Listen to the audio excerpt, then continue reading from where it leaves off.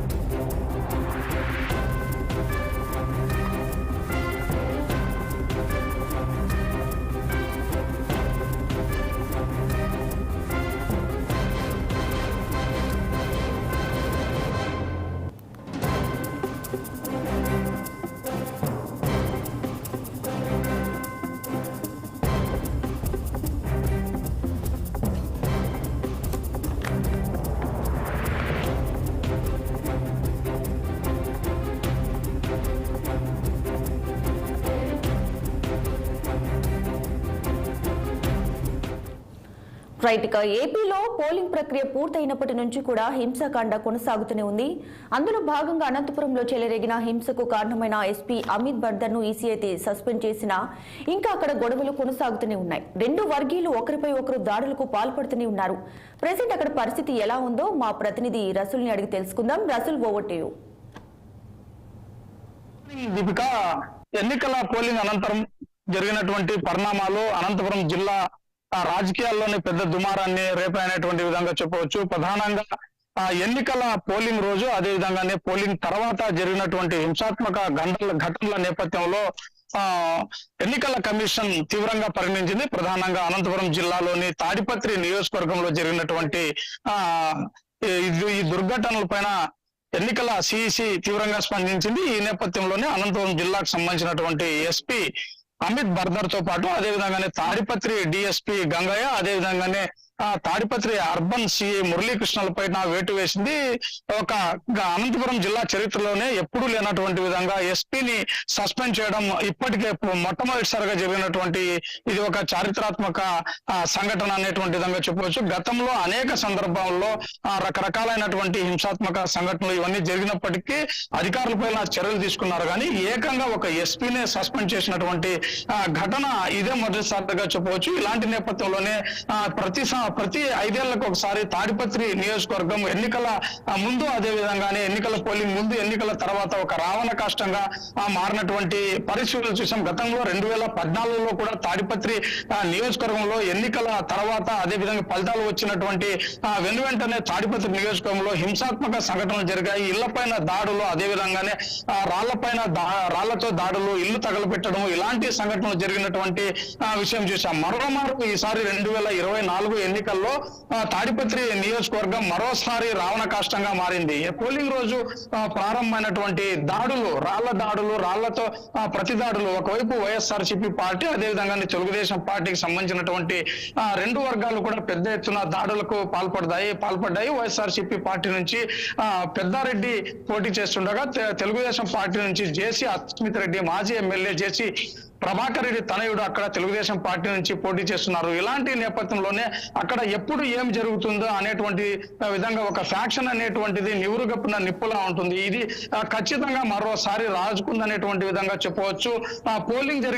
Polling రోజు కూడా రాళ్ల దాడులు జరిగాయి. ఏకంగా ఒక ఎస్పీ స్థాయిలో ఒక స్టోన్ గార్డ్ ను అడ్డం పెట్టుకొని పరుగులు తీసినటువంటి పరిస్థితి అనంతపురం జిల్లాలో ఎప్పుడు లేదు. సాధారణంగా స్పెషల్ పార్టీ కావచ్చు, అదే విధంగానే సాధారణ పోలీసులు కావచ్చు, వీళ్ళందరూ కూడా ఎన్నికల సందర్భంలో కావచ్చు, ఎన్నికల ముందు కావచ్చు, ఎన్నికల తర్వాత కావచ్చు, వీళ్ళందరూ కూడా పెద్ద ఎత్తున స్పెషల్ పార్టీ బలగాలు, అదే విధంగానే కేంద్రం పంపించేటువంటి కేంద్ర బలగాలు కూడా ఇక్కడ పహారా కాస్తున్నటువంటి నేపథ్యంలో ఎన్నికల ముందు ఎన్ని రకాలైనటువంటి చర్యలు తీసుకున్నప్పటికీ పోలీస్ కవాతులు వీటన్నింటిని కూడా నిర్వహించారు. శాంతియుత వాతావరణంలో ఎన్నికలు జరగాలనేటువంటి విధంగా కూడా ఎన్నికల కమిషన్ కూడా ఆదేశాలు జారీ చేసింది. ఒకవైపు రాష్ట్ర పోలీస్ అధికారులు కూడా శాంతియుత వాతావరణానికి, శాంతియుతంగా ఎన్నికలు జరగాలనేటువంటి విధంగా అన్ని రకాల చర్యలు తీసుకున్నాం అనేటువంటిది చెప్తున్నప్పటికీ తాడిపత్రిలో పోలింగ్ రోజు రాళ్ల దాడి జరిగింది. తర్వాత క్రమంలో పోలింగ్ జరిగిన మరుసటి రోజు మళ్ళీ సాయంత్రం అగ్గి రాజేసుకుంది. ప్రధానంగా తెలుగుదేశం పార్టీకి సంబంధించినటువంటి వర్గాలు కావచ్చు, అదే విధంగానే వైఎస్ఆర్సీపీ పార్టీ వర్గాలు కావచ్చు, సై సవాల్ అనేటువంటి విధంగా ఇరు వర్గాలు కూడా రాళ్ల దాడులు, ముందస్తు ప్రణాళికలతో ఈ రాళ్లు అన్ని పోగేసుకున్నారా అనేటువంటి విధంగా అక్కడ పరిస్థితులు కనిపిస్తున్నాయి. ఎందుకంటే ఒక ట్రాక్టర్లు, అదే విధంగానే టిప్పర్లలో రాళ్లు వేసుకొని వాళ్ళు అక్కడ ఉన్నటువంటి ప్రత్యర్థుల పైన దాడి చేసేందుకు ఒక ప్రణాళికాబద్ధంగా ముందుకు వెళ్లారా అనేటువంటి పరిస్థితులు అక్కడ కనిపిస్తున్నాయి. ప్రధానంగా వైఎస్ఆర్సీపీ పార్టీ నుంచి పోటీ చేసినటువంటి పెద్దారెడ్డి, అదే విధంగానే తెలుగుదేశం పార్టీ నుంచి అస్మిత్ రెడ్డి పోటీ చేసినప్పటికీ ఇరు వర్గాలు ఎప్పుడు ఏం జరిగినా దాడులు ప్రతిదాడులకు సిద్ధంగా ఉన్నారనేటువంటి పరిస్థితులు అక్కడ స్పష్టంగా కనిపించాయి. ఎందుకంటే పెద్దారెడ్డి ఎవరైతే వైఎస్ఆర్సీపీ పార్టీ నుంచి పోటీ చేశారో ఆయన ఇంటికి, అదే విధంగానే తెలుగుదేశం పార్టీ నుంచి పోటీ చేసినటువంటి జేసీ అస్మిత్ రెడ్డి అంటే మాజీ ఎమ్మెల్యే ప్రభాకర్ రెడ్డి తన వీళ్ళ ఇల్లు కూడా ఎదురెదురుగానే ఉన్నాయి. వీళ్ళ ఇంటికి కేవలం ఒక మున్సిపల్ గ్రౌండ్ మాత్రమే ఉంది అనేటువంటి విధంగా చెప్పవచ్చు. దీన్ని బట్టి చూస్తే మున్సిపల్ గ్రౌండ్ లో నుంచి తెలుగుదేశం పార్టీ వర్గాలు, తెలుగుదేశం పార్టీ శ్రేణులు పెద్ద ఎత్తున వందలాది మంది అక్కడి నుంచి వెళ్లి వైఎస్ఆర్సీపీ పార్టీ అభ్యర్థి ఎమ్మెల్యే కేతిరెడ్డి పెద్దారెడ్డి ఇంటి పైన రాళ్లు దాడులు చేశారు. అదే విధంగానే తామేమో తక్కువ కాదనేటువంటి విధంగా, ఎవరు తగ్గేదే లేదనేటువంటి విధంగా పెద్దారెడ్డి ఇంటి పై నుంచి కూడా ప్రత్యర్థుల పైన, తెలుగుదేశం పార్టీ వర్గాల పైన రాళ్లు దాడులు చేశారు. నేపథ్యంలో వారిని కట్టడి చేసే క్రమంలో అక్కడ సిఐ మురళీకృష్ణకు తీవ్రంగా అయినప్పటికీ ఆయన ట్రీట్మెంట్ తీసుకొని ఇద్దరిని కట్టడి చేసేందుకు ప్రయత్నం చేశారనేటువంటి విధంగా చెప్పవచ్చు. మొత్తం పోలీసు వర్గాల వైఫల్యం దీనిలో స్పష్టంగా కనిపిస్తుంది అనేటువంటి విధంగా చెప్పవచ్చు. ఎందుకంటే తాడిపత్రి అనేది దాదాపుగా దశాబ్దాల కాలంగా అక్కడ పెద్ద ఎత్తున ఫ్యాక్షన్ ప్రభావిత ప్రాంతము. ఎప్పుడు ఎన్నికలు జరిగినప్పటికీ ఓడిపోయినటువంటి వారి పైన గెలిచినటువంటి వారు అదే విధంగానే తమ పైన దాడులు చేసే వాటిని ఎదుర్కొనేందుకు సిద్ధంగా ఉన్నటువంటి విధంగా చాలా సందర్భాల్లో బాంబు దాడులు జరిగినటువంటి సందర్భాలు చూసాము. అదే విధంగానే వ్యక్తిగత కక్షలతో, అదే విధంగానే మారణాయుధాలతో దాడి చేసినటువంటి సందర్భాలు ఉన్నాయి. ఇలా గతంలో జరిగినటువంటి సంఘటనలను పాఠాలుగా వారు తీసుకొని ముందస్తు ప్రణాళికలతో వాటన్నిటిని కట్టడి చేయాల్సినటువంటి అవసరం ఉంది. అంతేకాకుండా ముందస్తు ప్రణాళిక తీసుకోవాలి. ఇంటెలిజెన్స్ వర్గాలు ఉన్నాయి, అదేవిధంగానే ఎస్బీ వర్గాలు ఉన్నాయి, అదేవిధంగానే స్థానిక పోలీసులతో పాటు బెటాలియన్స్ ను కూడా దింపి ప్రత్యేకమైనటువంటి కవాతులు చేసి ఇవన్నీ ఏమని అనేటువంటి విధంగా ప్రజలు ఇక్కడ ప్రశ్నిస్తున్నటువంటి పరిస్థితి. మొత్తం తాడిపత్రి నియోజకవర్గం మాత్రం రాష్ట్ర కష్టంగా ఉంది. ఎప్పుడు ఏం జరుగుతుంది అనేటువంటి పరిస్థితి నివురు పట్టిన నిప్పులా ఉంది. ఒకవైపు తమ వారి పనులు చేశారనేటువంటి విధంగా పెద్ద right Rasool, thanks for the updates. అలాగే ఇప్పుడు తిరుపతిలో కూడా చూసుకుంటే తిరుపతిలో కూడా హింసాకాండ ఘటనలు చోటు చేసుకున్నటువంటి పరిస్థితి ఉంది. సో ప్రెసెంట్ అక్కడ వాతావరణం ఎలా ఉందో అడిగి మా ప్రతినిధి గిరినాథ్ రెడ్డిని అడిగి తెలుసుకుందాం. గిరినాథ్ రెడ్డి.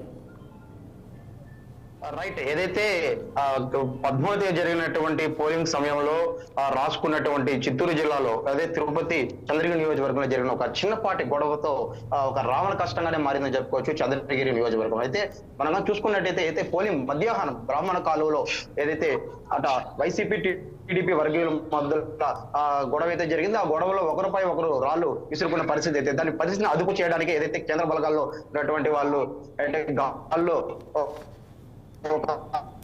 4 రౌండ్లు కూడా కాల్పులు జరగడం అయితే పరిస్థితి చెక్కబుట్టిన పరిస్థితి. అక్కడైతే వచ్చినటువంటి వైసీపీ అభ్యర్థి మోహిత్ రెడ్డిపై కూడా సరే దాడి చేసే ప్రయత్నం అయితే జరిగింది. ఆ ప్రయత్నంలో కూడా సరే సాయంత్రం 6 తర్వాత మీ అంతా చూస్తామంటూ కూడా సరే ఆయన తర్వాత మాట్లాడదామంటూ కూడా వెళ్ళిపోయిన పరిస్థితి.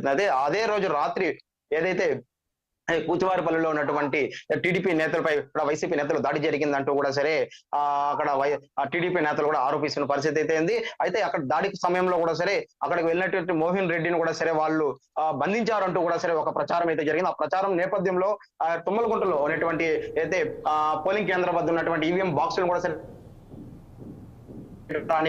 కూడా సరే అటు వైసీపీ వర్గీయులు ఆ టీడీపీ ఏజెంట్ కూడా సరే బయట రాకుండా